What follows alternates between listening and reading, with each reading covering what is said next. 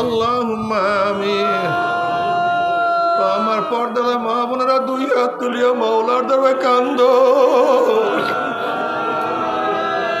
আর মাওলার কাছে মাপ চাও। মাওলারে কতিপয় গুনাহগার বান্দা গুনার বোঝা মাথায় নিয়া বহুত আশা করে আপনার শাহী দরবারে হাত তুললাম রে মাওলা।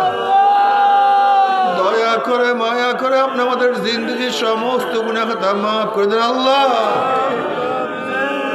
আল্লাহ মাফ করবি না, ক্ষমা করবি না। তাহলে আপনার বন্দর এখানে কেন আসছে, কি পাওয়ার জন্য আসছে?